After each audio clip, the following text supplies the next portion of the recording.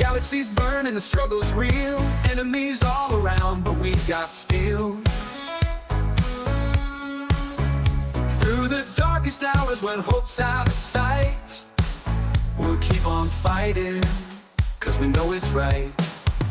We're fighting day and night with hope in our veins, running low on ammo, feeling the strain. When the ship pulls away and the darkness closes in, we hold on to hope, cause we know we'll win. Evening's freedom to you feisty little scrappers. That was Day and Night by the infamously talented Rogan Ravenheart. And I have to say, I love that soft rock country music feel that he was reaching for with this one. His lyrical rhyme game is just on point, even more so than usual with this one. Can you not see a diver singing along to this inside of his helmet while sending clankers off to the Greek Best Buy in the sky at an industrially efficient rate? I certainly can. Tonight's story.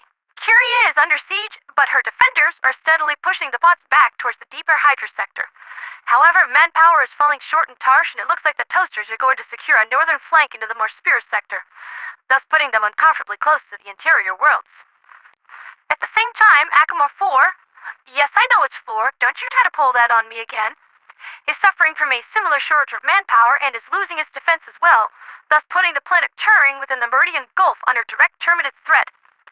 Unfortunately, it appears that the Helldivers are losing some important ground on key avenues of enemy attack. But I am certain that we can still turn our situation around. That being said, I'd like to share with you a build that the divers of the Bringer of Mercy have been employing on the Western Front that is both powerful and versatile while remaining flexible enough to deal with unexpected threats.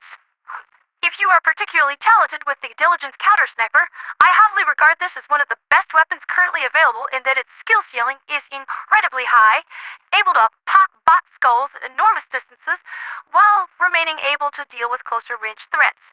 Great bullet damage, fires nearly as fast as you can pull the trigger, and has medium armor pen so you can shoot the legs off rocket striders by aiming at their hip joint. A mighty fine weapon. If unnatural aim is not within your skill set, the Jar 5 Dominator is a simply excellent plan B. While lacking the astonishing range of the DCS, it more than makes up for it in close-range semi-auto firepower.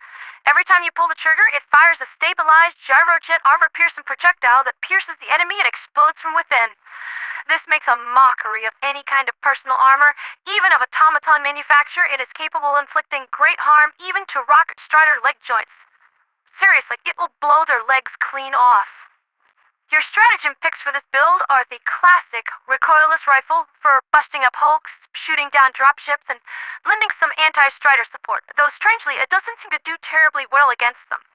Apparently, factory strider armor is specifically tailored at thwarting high-explosive anti-tank ordnance just like this, but still, I regard it highly. After that, precision orbital strike. The old reliable. Coupled with stun grenades, this can eliminate hulks not respecting your personal space, a gaggle of devastators, tanks of many varieties including the dreaded rocket artillery, or pretty much anything else you want. Its cooldown is short enough that it'll be ready to go whenever you get into trouble. The heavy hitters of this build are the autocannon and rocket sentries, who utterly annihilate bots and, properly upgraded, can really stand a decent amount of punishment after all their patches and bug fixing. They can serve as ample fire support to help you escape a pinned position, or even just serve as a decoy to let the bots shoot at something that isn't you. The autocannon sentry also provides ample anti-air support against gunships, so if you don't have anyone to give you cover while making a dash towards a fabricator, throw one of these bad boys down and it'll keep the skies clean while you order that hell bomb from Super Amazon.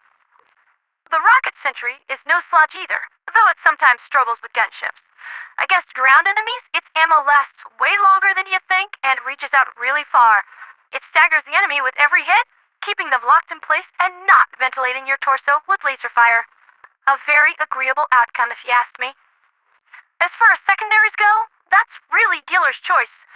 The grenade pistol is always a popular option, but I tend to favor the Verdict so I don't blow through all of my DCS ammo, taking down annoyingly tanky berserker conga lines.